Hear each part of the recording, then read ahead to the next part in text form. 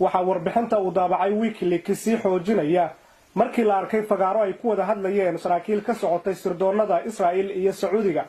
oo caadiyan iska kaashada ammaanka labada wadan uu halkaasi khudbad ka jeediyay sarkaal sare oo ka tirsanaan jiray ciidamada sirdoonka wadanka Sacuudiga isla markaana madax ka soo noqday kaasi oo magaciisa la yiraahdo Anwar Ishqi waxa uu ka hadlay qodobo dhowr ah oo lagu dhameyn karo mustaqbalka colaadda u dhaxaysa wadamada Carabta iyo sidoo kale Yahuuda. أما حقل أوغادين الواعد في إثيوبيا فسوف يوحد القرن الأفريقي برئاسة إثيوبيا،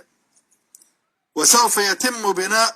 جسر بين القرن الأفريقي والجزيرة العربية، هو جسر النور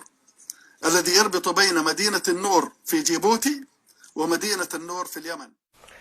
أنور عشقي waxa uu sheegay in si Carabta iyo Yahuudu ay si nabadgelyo ugu wada noolaadaan ay muhiim tahay in khayraadka Soomaalida uu noqdo mid ay ka wada faa'iideystaan isagoo xusay in si lamid ah gobolka Ogaadeen ay Itoobiya haysato in dhammaan dhulalka kale ee Geeska Afrika uu la jeedo Soomaaliya iyo Djibouti in la hoosgeeyo dawladda Itoobiya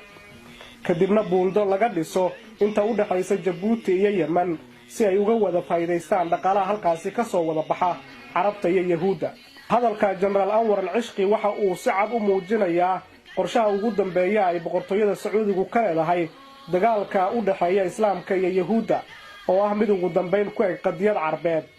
Sacuudigu waxa uu aaminsan yahay dhulka Falastiin ee ay Yahuudu haysato inuu yahay dhul Carabta laga haysto laakiin dhulka Soomaalida ay Xabashidu haysato iyo kan xorta ah ee Geeska Afrika ee Soomaaliya uu Sacuudigu diyaar u yahay in la hoosgeeyo dawladda Xabashida ee Itoobiya si ugu dambeyn khayraadka ku jira dhulka Soomaalida ay Carabta iyo Yahuudu uga wada faa'iideystaan.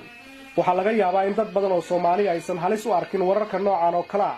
laakiin waxay dhamaantood baraarugi doonaan marka ay ku soo toosaan iyagoo aan dal iyo dad midna gacan lagu hayn.